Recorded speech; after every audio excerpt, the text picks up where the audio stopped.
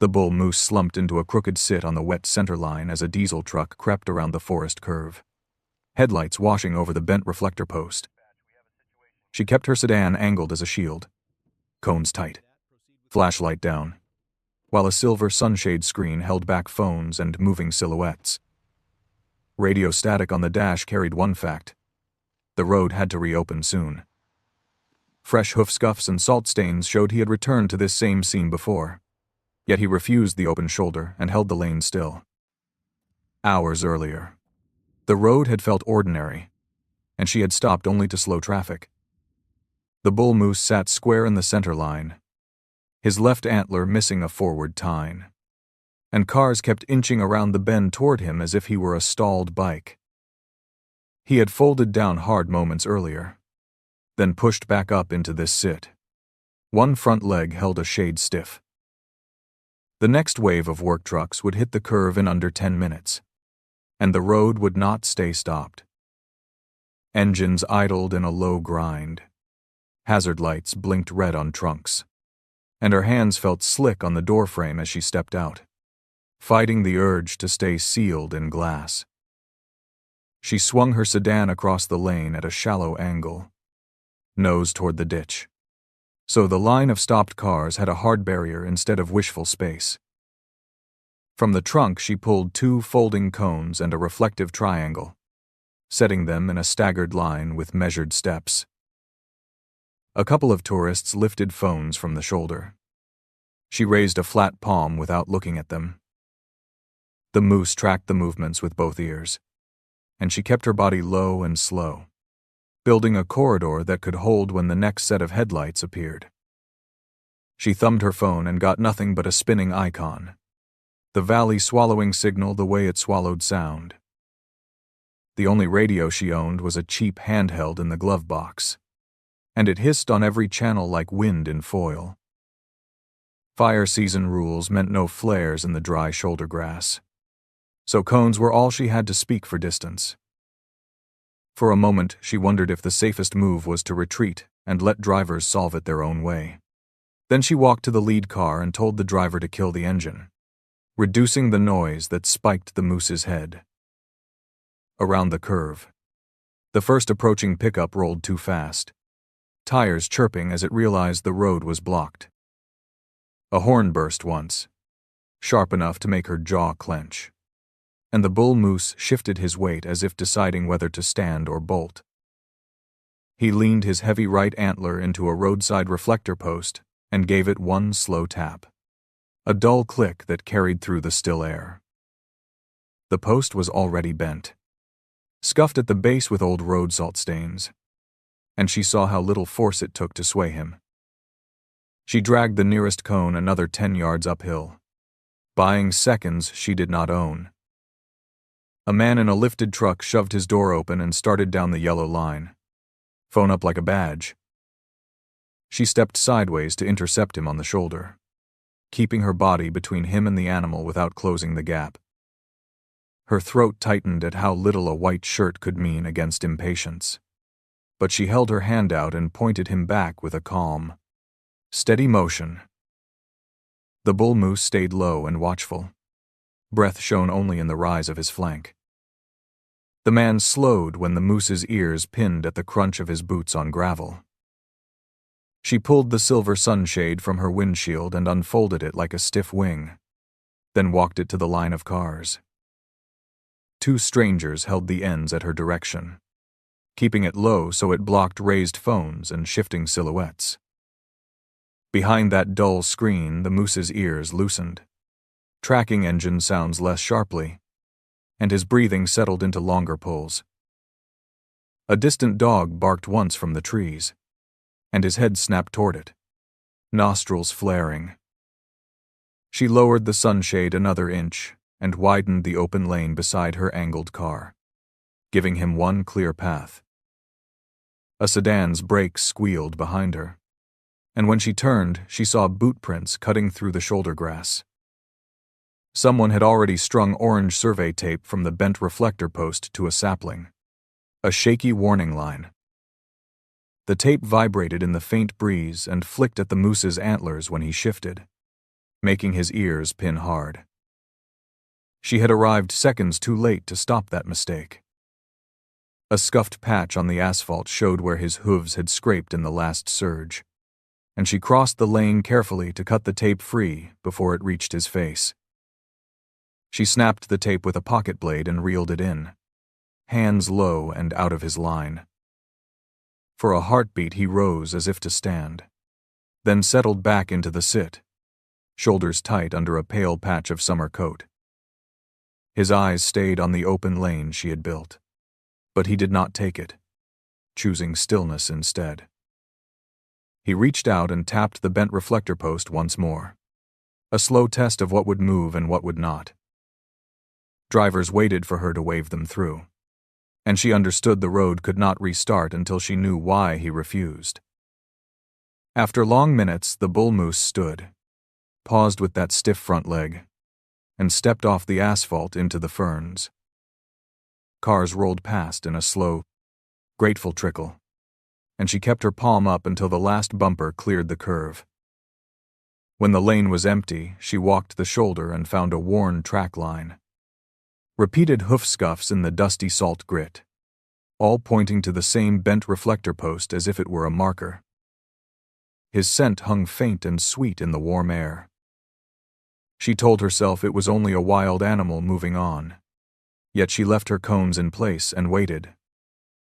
She followed the track a few yards into the trees and saw bark scraped clean on a young pine at shoulder height, fresh and bright.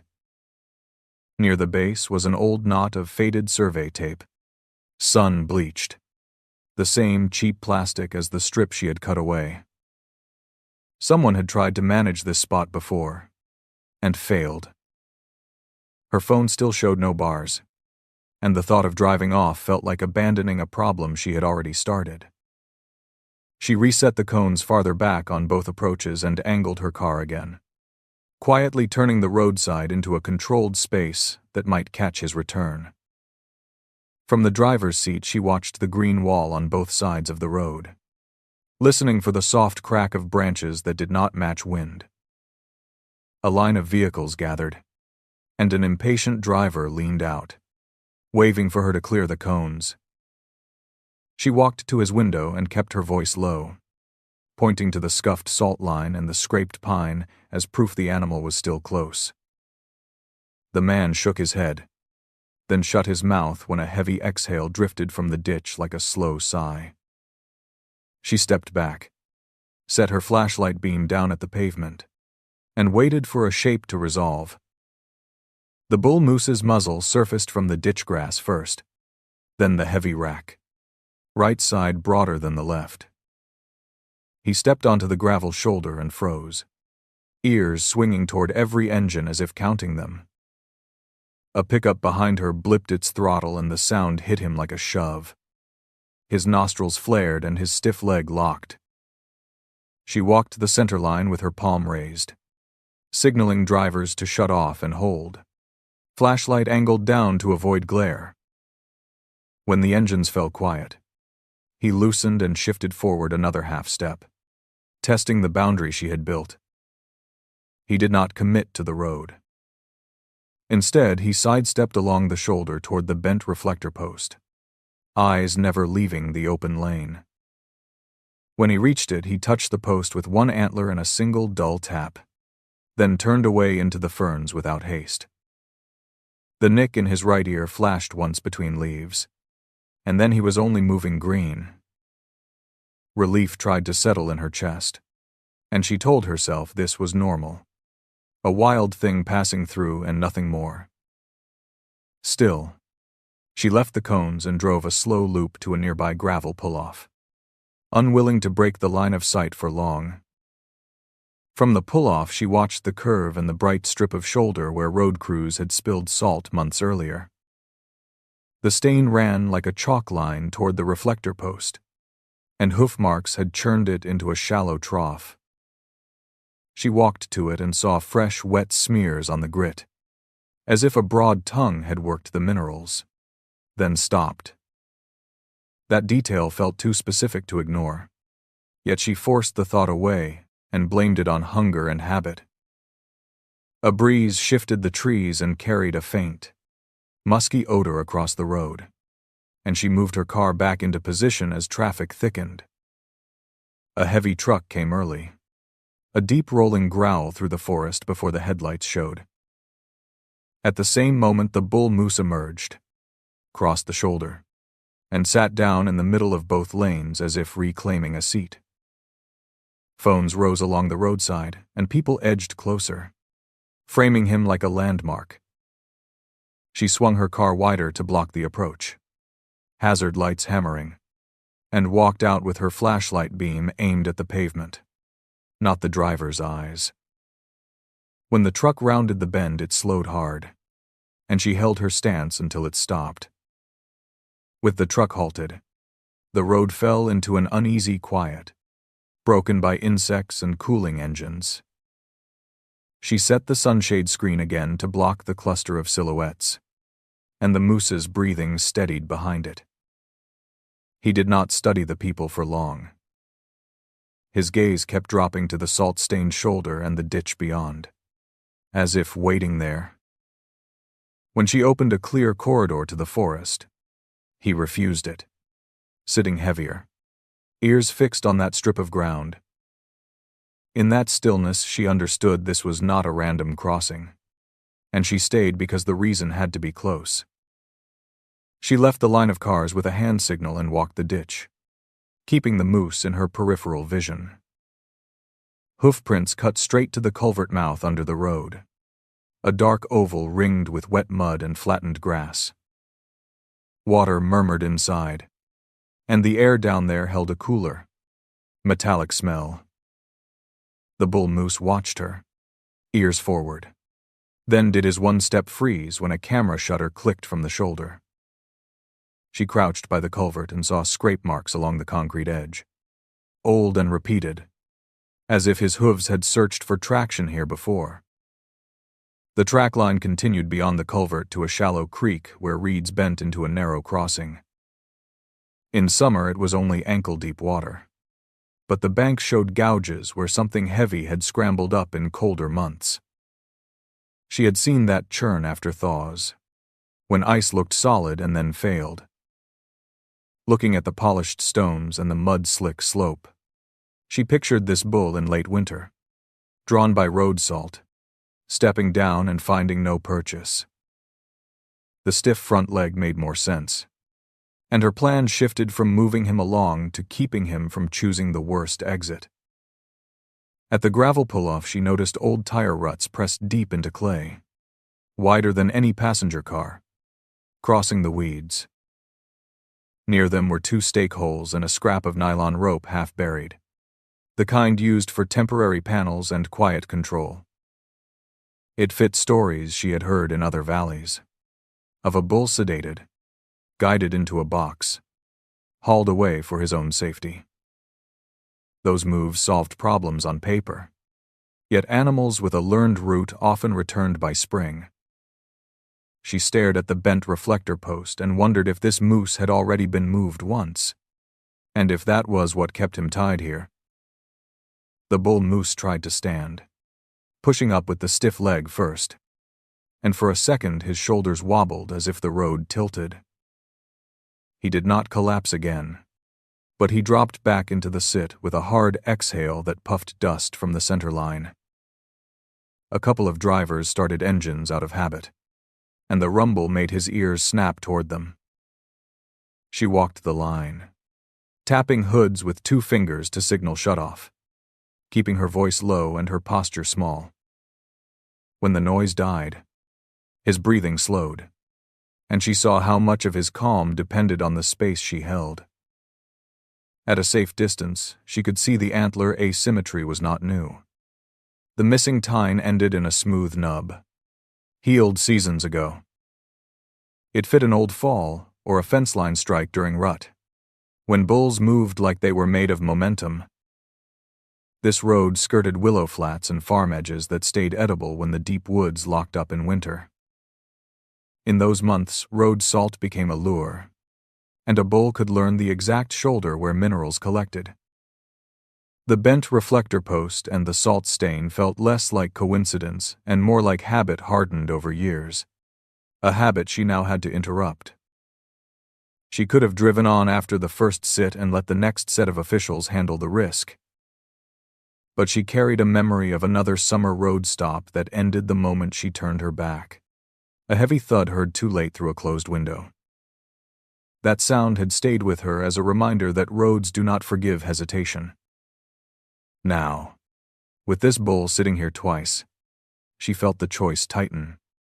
Leave and be responsible for nothing, or stay and be responsible for what followed.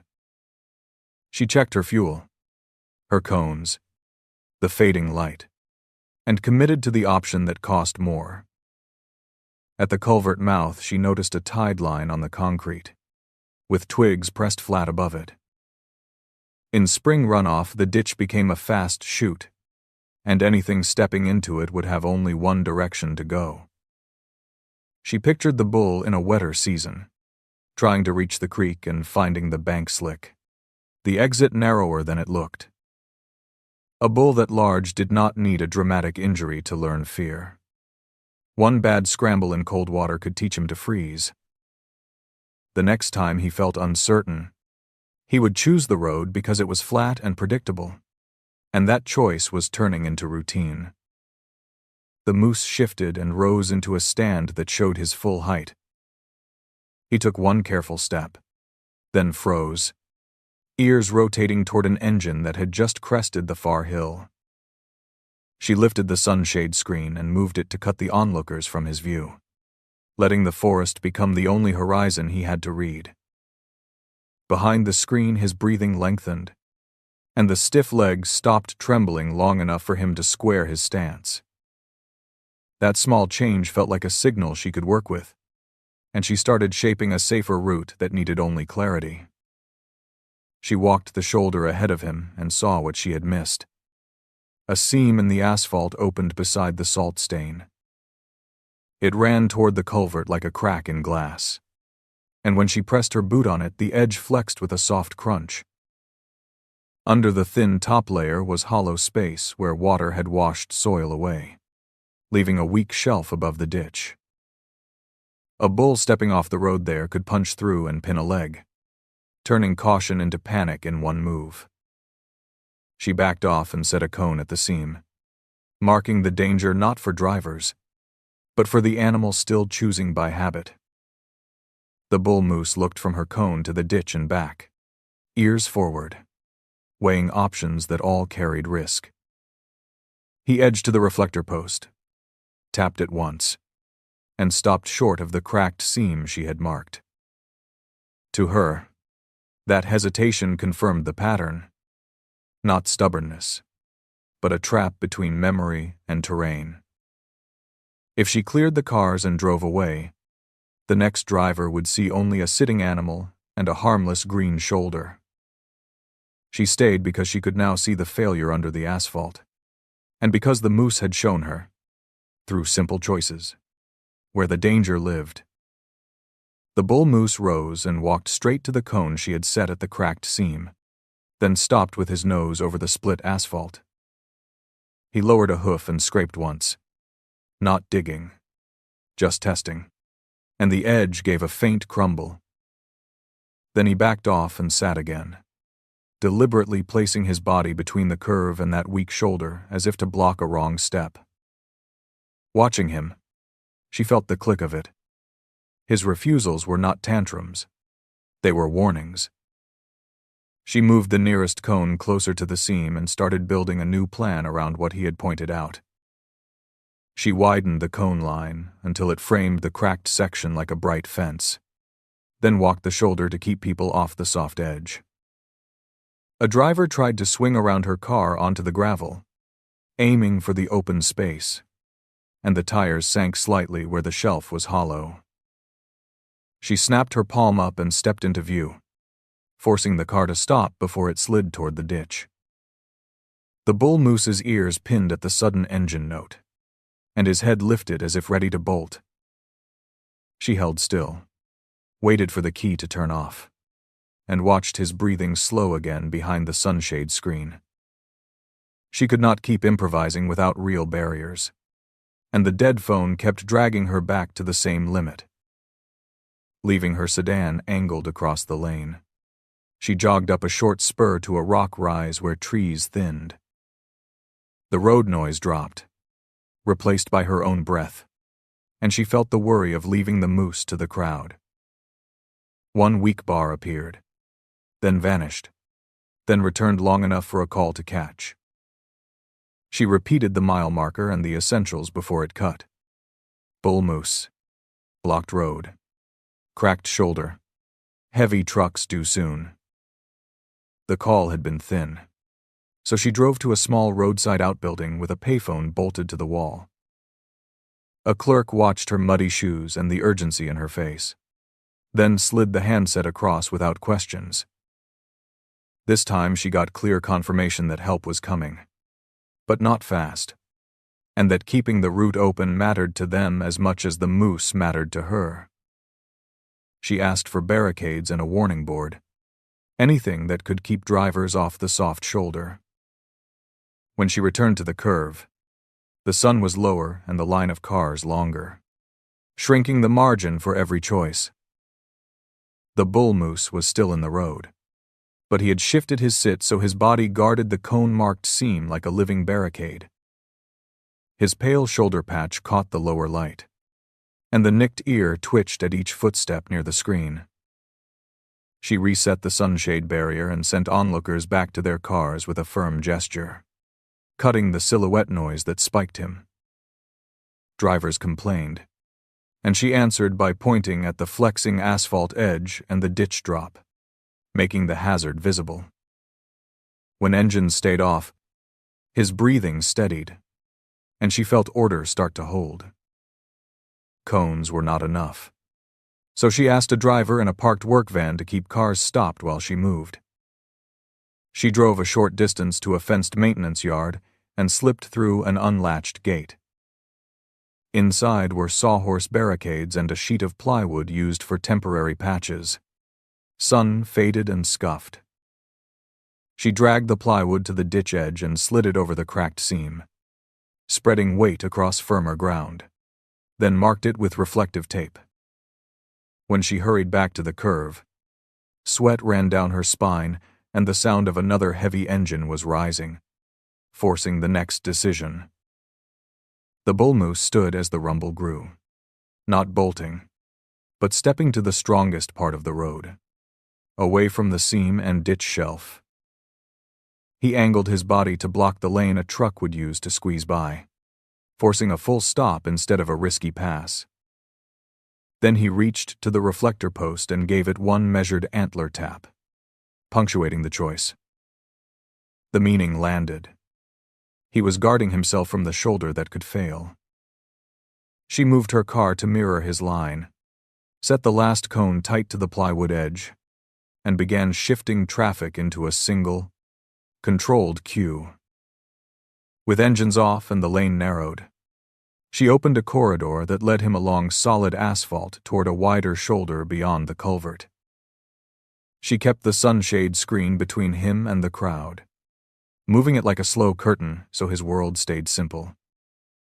He took one step, froze, then took another, the stiff leg landing carefully, ears tracking the quiet. At the safer shoulder he paused and breathed long and even, then sidestepped away from the ditch as if remembering cold water. He left the center line, and that small relocation felt like a win that could break if the wrong driver rushed it. She kept control longer than anyone wanted, turning cars around in small groups and pointing to the cracked shoulder as the reason. At the curve she taped a warning to her rear window, making her sedan the first sign on approach. The bull moose stood on the safer shoulder, watching the cone line, then eased one hoof into the ferns without fully leaving. Her phone buzzed with a short message. The road had to reopen at the top of the hour unless an official closure arrived. She chose to stay, because reopening on schedule would send the next wave straight into the spot he kept returning to. A new wind slid down the trees, lifting dust from the cones and making the sunshade screen flutter in her hands. Thunder rolled once, and the light flattened as a storm front pushed over the ridge. The bull moose stepped back out of the ferns and faced the road again, ears locked on the rumble beyond the bend. Her phone rang with a clipped update that barricades were delayed and the reopening deadline still stood. At the same moment, the heavy truck she had stopped earlier returned to the queue and began to idle, and she felt the next hour closing around all of them.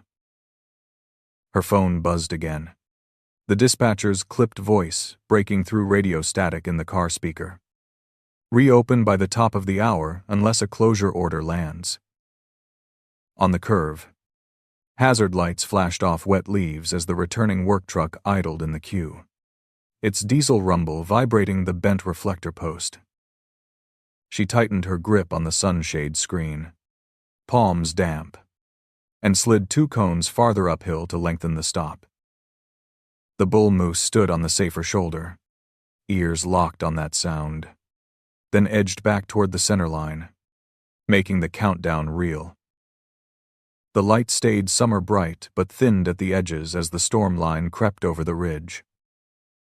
The bull moose settled into his familiar sit right on the yellow paint, left antler missing its forward tine. One front leg held a shade stiff. She walked the center line in her white t-shirt and jeans, voice low, not coaxing, just keeping distance as phones rose on both shoulders. A horn blipped and died. Tires hissed on gravel, and her stomach tightened as she reset cones beside the salt-stained seam and the bent reflector post, widening the safe corridor by a few feet. The dispatcher confirmed what she already felt, that no unit could arrive fast on this road, and the closure request was still pending. A tourist stepped off the shoulder for a closer photo, boots crunching, and the bull moose's ears pinned hard at the shift in silhouettes. He rose, took 1 step, froze, then swung his head and tapped the reflector post with 1 antler, the dull click cutting through idling engines. She moved the sunshade screen toward the crowd and pushed them back behind bumpers, tightening control by inches for the next pass. Wind arrived in short, hard pulses, snapping the sunshade screen and rolling grit across the asphalt. 1 cone skittered, then tipped into the lane, and a driver behind her leaned on a door frame, shouting that the road had to clear for deliveries. The work truck's headlights reflected off the wet curve as the driver eased forward a foot at a time, testing her barrier. The bull moose flinched at the engine note and shifted his sit toward the center line. She planted herself beside her angled car, flashlight beam aimed down, and signaled a full stop until the cone line was rebuilt. She handed the sunshade to 2 strangers and told them to hold it low, like a temporary wall, then jogged to the fallen cone. Her boots slid on wet paint and her throat tasted of exhaust as she reset it beside the plywood patch over the cracked seam, marking the edge with reflective tape. Road salt scuffs gleamed under hazard lights. The bull moose stood. 1 stiff step, then froze again, ears counting the quiet vehicles, and she heard the reflector post creak when he brushed it. She waved a work van forward to widen the shield, stacking metal and cones between the animal and the line. A crack sounded in the trees and a limb dropped beyond the ditch, not on the road but close enough to change the moose's options. He turned toward the forest corridor she had opened, then balked, sidestepping away from the culvert mouth as if remembering slick banks. Radio static spat from the car speaker. A distant dog barked and his ears pinned, pushing him back into the middle of both lanes, where he tapped the bent post once. She doubted the screen would hold tight, then lifted her palm and drove the crowd back behind doors and glass. The dispatcher called back, clearer now, and gave numbers instead of comfort. 12 minutes to the scheduled reopen.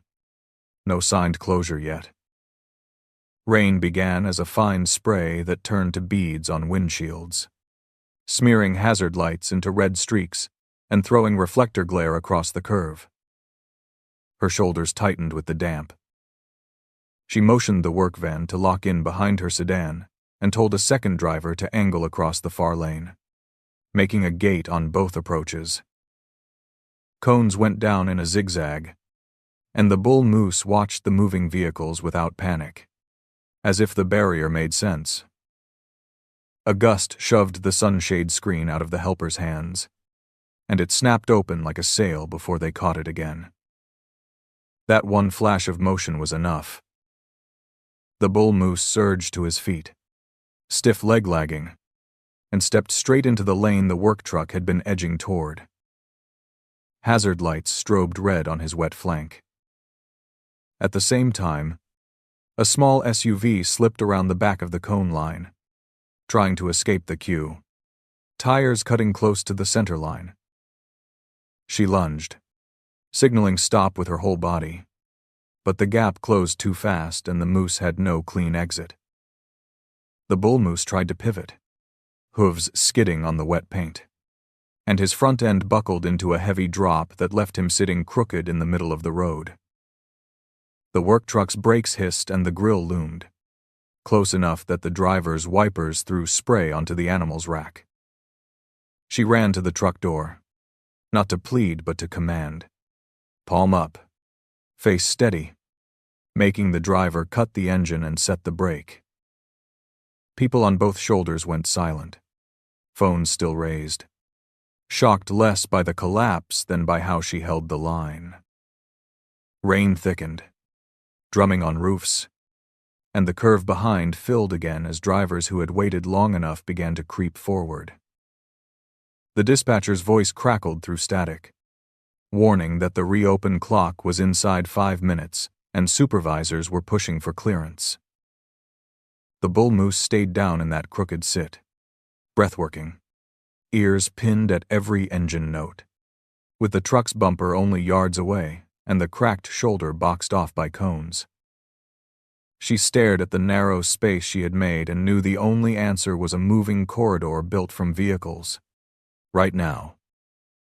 She waved the truck driver to back up 2 car lengths, then sent the work van forward to take his place as the front shield, its hazard lights hammering red through rain. The driver hesitated, then rolled back, tires squealing once on wet asphalt, and the bull moose flinched but did not stand. 2 bystanders raised the sunshade screen again, keeping phones and faces out of the animal's view. She dragged cones with both hands, arms burning, shaping one open lane that led away from the cracked seam and toward the deeper shoulder, while reflector glare flickered in the water on the road.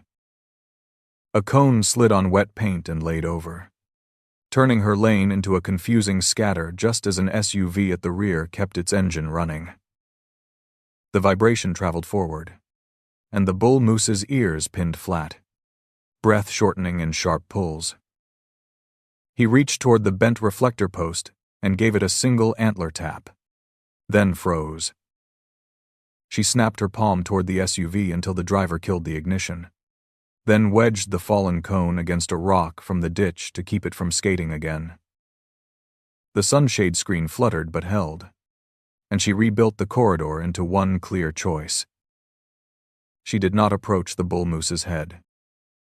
Instead, she moved in a shallow arc, staying wide, using her body and the screen to make the road behind him feel closed and the open lane feel safe.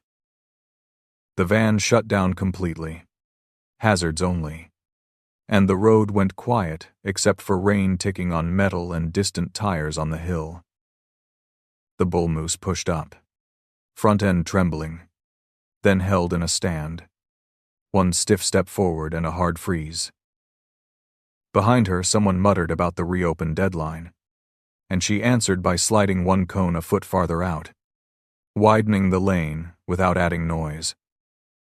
Another gust punched through the curve and tore at the sunshade screen, flashing bright silver in the moose's peripheral vision. He jolted, swinging toward the shoulder where the cracked seam lay under the plywood patch, and his stiff legs scraped for purchase. The plywood shifted with a soft grind, reminding her how thin the shelf was, while hazard lights strobed red across wet grit. She ordered the helpers to drop the screen low and still, then swung her sedan half a car length to block that shoulder, forcing the only open path to stay on solid asphalt. A county pickup rolled in from the far side and stopped at her cone line, its driver leaning out with a clipboard and an impatient set to his jaw. He said the reopening clock was not optional and asked who had authorized a blockade. She pointed to the hollow seam, the shifted plywood, and the bent reflector post the bull moose kept tapping, then kept her voice even as she told him the road could reopen after the animal was out of the kill zone. Hazard lights flashed behind her like a metronome. The man looked past her at the moose and finally killed his engine, conceding silence for safety. Her phone rang and the dispatcher's words came clipped and wrong through static, mixing instructions about an emergency vehicle somewhere on the route with the same reopen pressure. While she tried to confirm, the bull moose's knees dipped and he sank into another heavy sit, head low, as if the effort had emptied him. A murmur swept the stopped cars, and people leaned forward for video. She did the opposite of the crowd's instinct and stepped closer only to widen distance, waving everyone back and setting a fresh cone ring around his body to protect the space he needed. The county driver opened his bed and slid out 2 sawhorse barricades, the kind used for washouts, and together they carried them into place without clanging. She set them as a hard edge beside the cones, then draped the sunshade across their tops to make a calm visual wall, hazard lights painting it red in pulses. Rain ran off the foil in steady sheets. Behind that panel, the bull moose's breathing lengthened, flank rising slower, and his ears loosened from the pinned angle. He rose again, tapped the reflector post once, then took a careful step into the open lane she had been shaping for him. He moved 1 step, froze, then moved again, stiff leg landing flat as if placing weight on glass. A driver 3 cars back turned a key out of impatience, and the sudden engine note tightened the moose's neck and stopped him mid-stride. At the same time, rain undermined a cone and it tipped, narrowing the lane. She jogged the line, tapped the hood twice to signal shutdown, then reset the cone against the barricade and held her flashlight beam down to keep glare out of the curve. When the rumble died, the bull moose exhaled and resumed, choosing the corridor instead of the seam. He cleared the last cone and stepped onto the wider shoulder beyond the culvert, where gravel sat firm and the ditch dropped less sharply. She kept the barricade wall between him and the curve while the county driver guided the front vehicles to reverse a few feet, opening space without noise. The bull moose paused, head low, rain dripping from his rack, then took a slow breath that lifted his pale shoulder patch in a steady rise. Hazard lights still flashed, but the kill zone was behind him now, and she finally let her own shoulders lower. She did not wave traffic through yet. The bull moose lingered at the tree line, scenting the air, as if deciding whether to circle back to the salt line he knew. Radio static cleared long enough for the dispatcher to confirm an animal response unit was en route and asked her to keep eyes on the stiff leg and the shoulder seam. She stacked the spare cones near her trunk, ready to move them again, and told the county driver to hold the barricades until an official handoff. With the storm still pushing and the moose still near the road, the next phase would be observation, not celebration. When the marked pickup finally arrived, its tires hissing on wet asphalt, the first thing the officer did was shut down the remaining idling cars and take over the cone line. She handed over her phone with the call log still open, then pointed to the cracked seam, the shifted plywood, and the bent reflector post with its scuffed salt ring. In the trees, the bull moose stood half hidden, ears forward but calmer behind the barricade wall. Her hands began to tremble now that the immediate work was done, and she forced them still long enough to answer procedural questions. The officer watched the bull through binoculars, speaking in short, practical notes about posture and breathing rather than guesses. The stiff front leg worried him, and the repeated sitting in the road suggested exhaustion more than aggression. He said a DART sedative was available if the animal collapsed again in traffic, but distance and calm were safer if the moose could walk on his own. Together they widened the corridor once more, cones and hazard lights guiding him toward a fenced maintenance yard nearby, where noise and traffic could be controlled. The bull moose took the corridor in small sections. One step and freeze, then another, stopping whenever a door latch clicked or a phone flashed. At the maintenance yard gate, the officer held a blanket-like tarp as a visual barrier while she and the county driver slid the gate open without scraping metal. Inside, the ground was packed gravel and damp weeds, safer than the hollow shoulder. The moose paused at a fence post and tapped it once with his right antler, then turned deeper into the yard, keeping his body angled away from the road. Thunder rolled closer and the yard lights flickered, throwing hard shadows that made the moose lift his head and stiffen.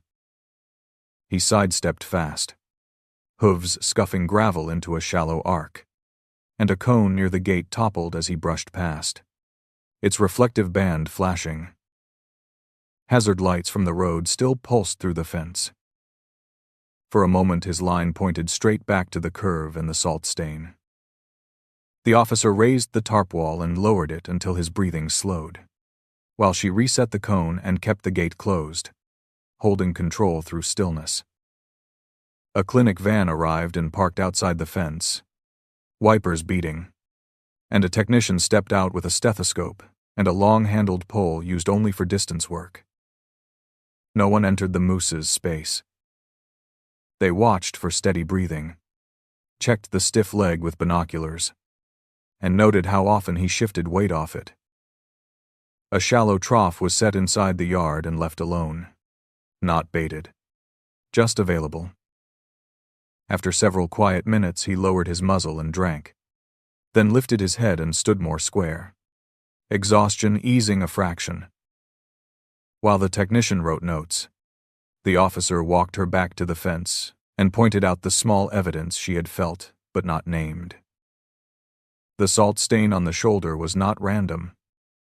The plow trucks dumped a little extra on this curve where shade held ice, and bulls came for it every winter. The bent reflector post and the old tape knot marked where people had tried to block the lane before, then removed it when the animal left, teaching him the road always reopened. He returned because the culvert and the salt line made a familiar corridor, and familiarity can be stronger than fear. Paperwork followed like weather, slow and unavoidable. The officer photographed the cracked seam and the shifted plywood, then spoke with the county driver about putting real barricades here until a proper repair could be scheduled. The county driver frowned, already counting hours and complaints, and his eyes kept flicking to traffic that wanted to flow. On a nearby phone, someone replayed the clip of the moose dropping in the lane, the crowd's gasp captured cleanly. She asked for a temporary closure request anyway, because a repaired road meant nothing if the moose came back tomorrow. As the rain eased to a mist, the bull moose began to pace the inside fence line, angling toward the gate in that slow, stubborn pattern of return. Each time he faced the road, his ears tilted to distant engines as if the salt line were calling him back. The officer did not wait for a full retreat into the lane. He said they would move him while he was calm, escorting him out the back of the yard to an old logging track that ran away from traffic. She gathered cones and the sunshade screen again, committing to one more controlled corridor before night took the light. They used the back gate onto a narrow service lane, hedged by alder and wet grass, and the bull moose followed the open space without haste. She walked behind the tarp wall at distance, while the officer drove a slow-moving vehicle ahead with hazards on, keeping the lane empty. At a small roadside station office, she stopped long enough to sign a statement and watch the radar image on a cracked monitor. Storm bands still circling. The officer said the next decision was hers as much as his, because the moose had learned her pattern now, and patterns could cut both ways. In the station lot, she rinsed mud from her hands with a bottle of water and looked at the stack of cones in her trunk as if they were borrowed tools. The officer laid out the plan. Keep the bull moose moving away from the highway tonight. Then guide him at first light to a release site deeper in timber where salt and pavement could not compete. The county driver wanted the road fully open by morning. The clinic wanted one more calm observation window. She chose the slower option, agreeing to ride the escort and return afterward to rebuild the curve with real warning signs. Before sunrise, the air cooled and the storm left a clean, damp silence. She met the officer on the service lane with her sedan's hazards flashing, and they rebuilt a moving corridor with cones every few yards. More for drivers than for the animal. The bull moose stood in the gray at the edge of brush, pale shoulder patch bright against dark furs, ears rotating with the same cautious count. He took one step, froze, then followed the open lane as it drifted away from the highway, and she felt the road behind them losing its hold at last. The release site was not a dramatic wilderness, just a wide bend of old logging road that ended at a wet meadow and a slow creek. No traffic noise reached here. Only water and occasional branch creaks in the damp. They parked well back, turned engines off, and carried the sunshade screen to the edge of the lane to reduce movement without closing him in. Fresh hoof prints crossed the mud where other animals had passed at night, and the bull moose paused to scent them. Then he stepped forward, stiff legs still careful but steadier, and the absence of phones and headlights changed his posture. The clinic technician stayed near the vehicles, binoculars up, calling out simple observations that the officer wrote down. Breathing even. No staggering. Weight-bearing improved. Ears no longer pinned at every small sound. They did not touch him, did not offer food, did not shorten the distance for a better look. Instead, they removed cones in a slow line behind him, widening freedom without pushing. When the last cone was lifted, the bull moose held still and looked back once, as if checking whether the road rules had changed again today. He did not bolt into the trees. He walked, measured and heavy, toward the meadow edge where willow shoots grew thick and the creek cut a shallow channel. Halfway there, he stopped at a leaning sapling and tapped it once with his right antler, the same deliberate click she had heard at the reflector post. Then he stepped over a fallen branch, stiff leg lifting higher than before, and continued. The officer exhaled without drama and told her the goal was distance, not disappearance, so they held position and let him build it on his own, quietly. A distant engine note drifted in from far below, faint but enough to make his ears rotate and his head lift. For a moment he angled back toward the logging road, habit tugging like a rope, and she felt the old fear of him returning to pavement.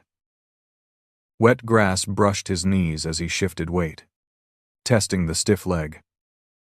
She raised the sunshade screen at the roadside, not as a wall but as a quiet suggestion, keeping the open meadow in his forward view. He stood in a long pause, flank rising slow, then turned away from the sound and walked deeper along the creek line.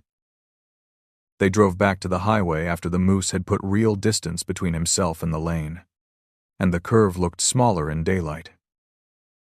The bent reflector post leaned the same way, and the salt stains still traced the shoulder like a bad habit in chalk.